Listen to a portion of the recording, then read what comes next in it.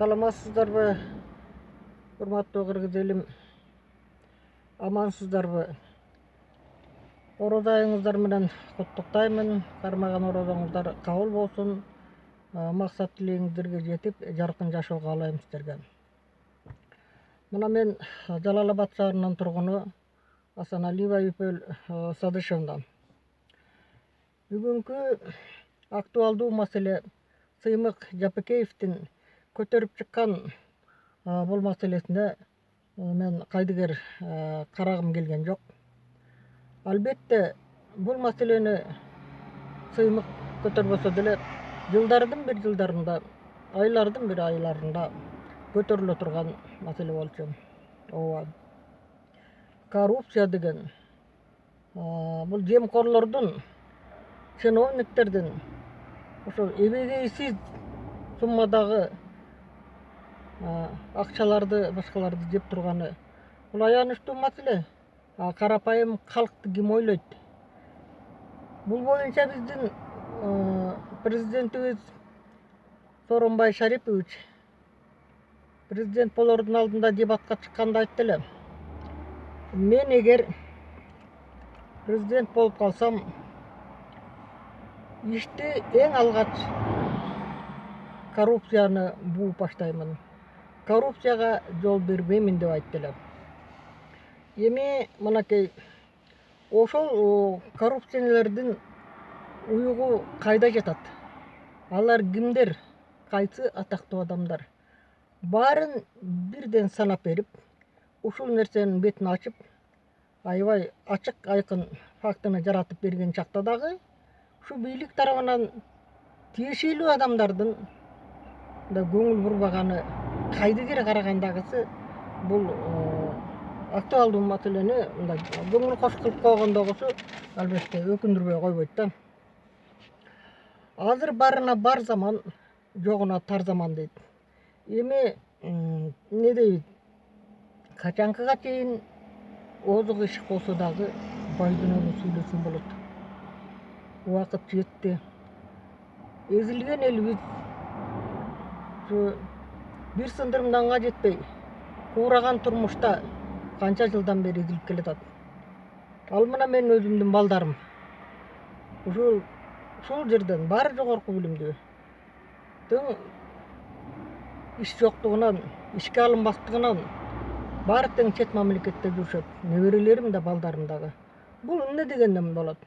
Бул ошол биринчи акча маселеси чечилип атат. Акча маселеси болсо, ошон үчүн айтып атпаймынбы, озук иш болсо да байдын уулу сүйлөсүн деп. Бул чоң казаттын көтөрүп чыккан бул чоң маселесин бүткүл кыргыз элим беш колдоп атышат. Эс тарткан баладан баштап чоң эне чоң атабызга чейин аябай сүйүнүп атышат. Себеби бул ушул маселе көтөрүлүш керек болчу.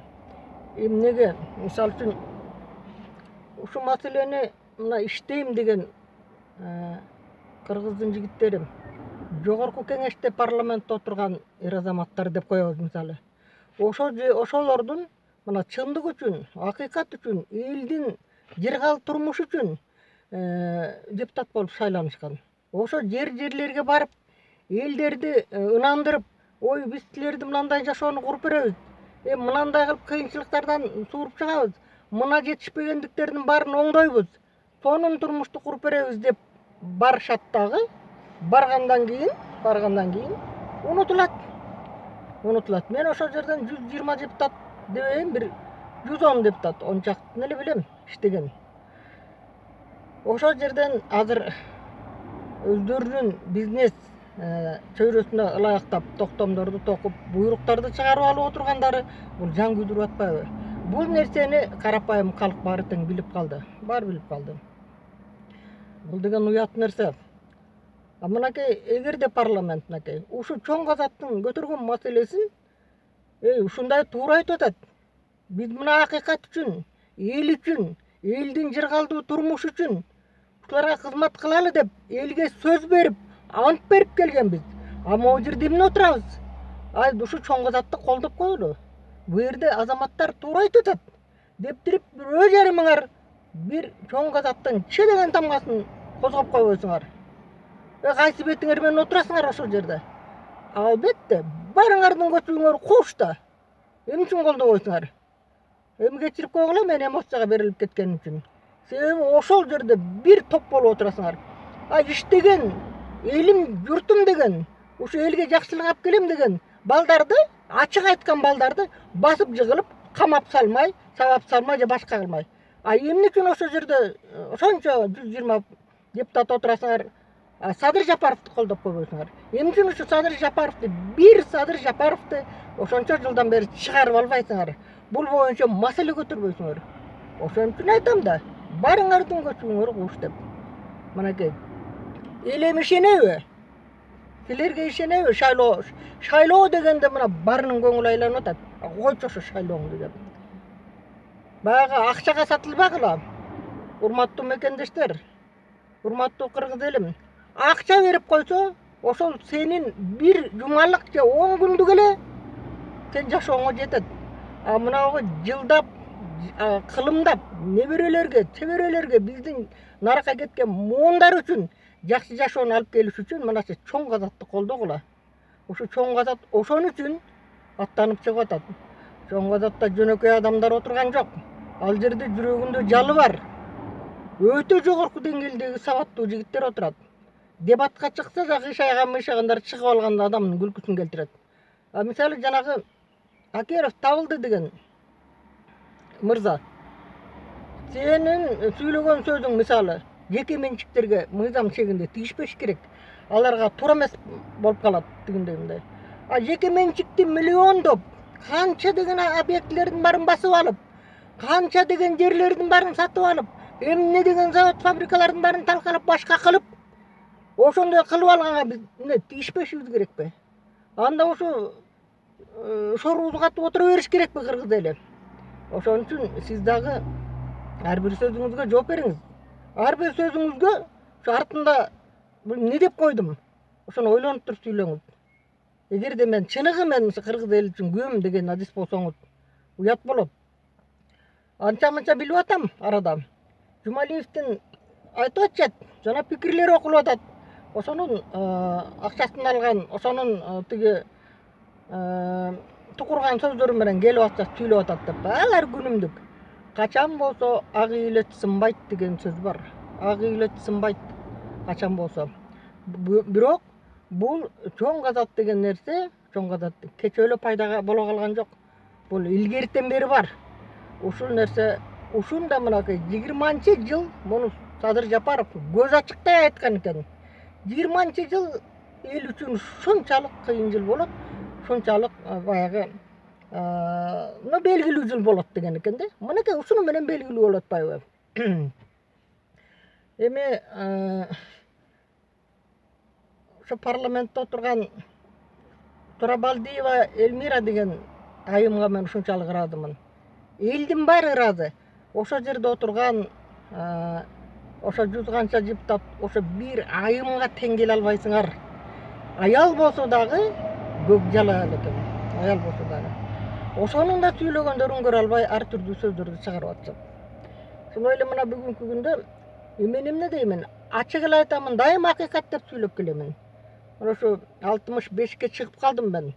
65 жылдан бери мамлекеттик кызматкерди иштеп келгенмин. Ушуга чейин мен 1 метр чек ала албадым мен. 1 метр чек ала албадым. Ошончо 3 балам, 9 неберем менен ошо мен үйдө 3 комнат жанагы көп кабаттуу үйдө турам мен. Ал бул эмне дегендикке жатат? Жутунуп жеймин, ичем деп жулкунгандардын заманы экен да. Мен баягы активист болуп, ишимди кылайын, Кудай буйрган күндөрү кайсы бир жакшы буйрган күндөрү мен болормун, алармын, уяты жоктор берер. Болбосо бир бизге дагы, биздин көчөгө дагы бир майрам келер деген максат менен жүрө берсем, жок, анда беш бетер байыгандар байып чирип, байкуштар уже байкуш болуп, жондору жоруп бүттү. Мисалы, бүгүнкү бийликтегилерге мисалы мен ачык эле айткым келет. Сабатсыз кадрлар, эң биринчи кадрлардан башташ керек. Сабатсыз кадрлар иштешет. Ошолор эмнени чечет? б десе тө деп отурушат. Мисалы ошолордун айынан мына ушундай биздин мамлекетте биздин мына жашообузда башка чет мамлекеттерге шылдың болуп жашап келебиз. Эч качан аркага жол жок, урматтуу кыргыз элим. Чоң казатты колдогула, чоң казатка кошулгула. Мунун арты жамандык болбойт. Кудай буйрса бул жакшы, баары жакшы. Эми ушул маселени көтөрүп чыккан Сыймык Жапкеевдикке дагы көрө албастык менен ага иш козгомой башка кайсы беткени менен иш козгойбуз деп атасыңар. Эмне кылганына жана өзүңөрдүн эмне кылып койгонуңарга. Бул Жапкеевдин оозунан эмне иш козгогудай жаман иш кылдыбы? Же болбосо элге туура эмес агитация кылдыбы, үгүттөө жүргүздүбү? Революцияга чыккыла, талкалагыла, бозгула, башка кылгыла, сындыргыла дедиби? Тескерисинче тийбегиле. Ошол жерде арендага отурушат. Ошолор карапайым элдер. Ошон үчүн башка биримдикте, ынтымакта, жакшылыкта чечели бул маселени деп безилдеп отурушат. Безилдеп отурат мисалы үчүн. Ал мисалы Сыймык Жапкеевдин ар бир сөзүнүн артында мааниси бар сүйлөп атат да. А мунун бир тал чачына тең келбеген акмактар ар нерсени сүйлөйт. Мейли, Кудай бар, Кудай бар. Ал эми бүгүн бул маселеге мынакей Сыймык көтөрүп берди, даярдап берди, чайнап берди. Чайнап берген ашты жута албай отурбай, биригели, урматтуу кыргыз элим, урматтуу жаштар, урматтуу патриоттор, мен ошого чакырар элем. Бул болгону бул нече миллиардтаган коррупциялердин алдын буу, ошо ичкен жегендеринин баарын тең ошо элге өткөрүп берүү, бул жаман иш болуп аткан жери жок.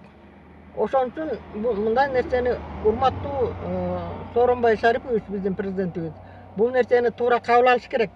Мындай нерсени туура кабыл алып, ошо Сыймыкка окшогон, Садырга окшогон патриотторду тегерегине алып, ушу өлкөбүздө болуп жаткан кылмыштуулуктун алдын алып, ошол экономикабызга терс таасирин тийгизип аткан жемкорлорду, касамкорлордун алдын бууш керек. Мына сиз качан гана ушундай Сыймыкка окшогон, Садырга окшогон, мынакей жакшынакай андан башка да жигиттерибиз бар. Ошолорго окшогон жигиттердин сөзүн жана кабыл алып, ошолорду тыңдап иштесеңиз сизге да жеңил болот. Мына парламентте Ырыскелди Мамбеков деген азамат жигит бар. Жанар Акаев деген азамат жигит бар. Дагы 5-6 мисалы үчүн. Ошолор сүйлөйт, макул ошондой бололу деп туруп колдоп жанагы парламент жапатырмак көтөрүлдүңөрбү? Бири-бириңерге чукулашып эле ыкшыйып отурасыңар, уйкуңар келип.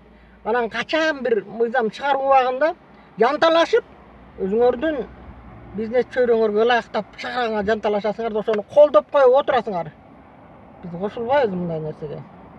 Эми буюрса элдин турмушунун жыргалчылыгы үчүн биз чоң казатты колдоп келебиз. Бул биздин кыргыз элибизде көп эле мындай кыйынчылыктар болуп келет. Болуп атат. Элдин коопсуздугун колдомогондон кийин ал бийликтин эмне кереги бар? Байкуштар Россияда темселеп жүрүштү канчалар, бүгүнкү күнгө чейин деле жүрөт. Кокуялатар маңгүн менен эптеп бирден-экиден ташып келип атышат. Баткендеги чегара маселеси. Байкуштар тажиктерди тебелетип тепсетпей эле бул жакшы идея көтөргөн ким болсо дагы. Жолун бир жумага бууп салыш керек деп мен жөнөкөй эле жараммын. Бул кыйын болуп сүйлөп атат дебегиле. Бул көкүрөктө болгон нерсени, бул жакшы идеяларды колдоп сүйлөп атам мен. Бир жумага жолду бууп койсо, чынында бул маселени ким көтөрсө да туура көтөргөн, айланайын үрлөйүн деп кетип келет да. Себеби ошол бензин, ошол жердеги фуралардын баары кетип келип аткандардын баары ошол чоңдордуку, бийликтегилердики, чиновниктердики, парламентте отургандардыкы. Ошон үчүн эчтеке кыла албай отурушат. А эмнеси бар экен? Барып туруп токтот могу жерде. Өтпөйт бир машина деп койгондун аркасында сахнанын аркасында, көшөгөнүн аркасында но деген маселе бар да. Ошону кантип ишенет анан бийликке? Кантип ишенет эл? Эл эзилип бүттү да. Кимдир бирөөлөрдүн кызыкчылыгы үчүн качанга чейин эл кызмат кылып келет. Ошон үчүн урматтуу кыргыз элим, урматтуу мекендештер, мен дагы бир жолу айтамын, ошо чоң казатка кошулалы, чоң казатты колдойлу. Чоң казаттын эр жүрөк азаматтарын дайым колдоп, ошолордун ар бир сөзү маанилүү. Ошо биз үчүн, эл үчүн сүйлөп атышат ошолор. Сыймыкты иш козгойлу башка кылалы, сыймыктын бир тал чачына бирөөнүн колу тийсе, мышыгынын бутуна таш тийсе, анда иш чатак. Ошондой кылбаш керек. Баса калып эле камап салып. Ошо сөгүндү деп жана Даниэль деген ажийиппи, жаш баланы. Ошо бакус сөгүнөбү, башка кылабы, не кылабы? Элге жардам берип чуркап жүрөт. Ошо сөгүндү эле деп туруп апарып туруп, тебелеп тепсеп камап салдыңар. Ким ошентет да парламентте отурганыңар бирөөңөр КамАЗ менен барып ошентип неге таратып көргүлөчү. Абылгазиевер деле сөгүнүп отурбайбы? Эмнеге камабайсыңар анда? Мынакей кептин баары тең. Не болсо дагы, озук ишик болсо дагы байдын оолу сүйлөсүн болот экен. Муну токтотуш керек мындай нерсени. Эми токтото турган дагы учур келди. Чоң казатка кошулгула, колдогула, урматтуу мекендештер.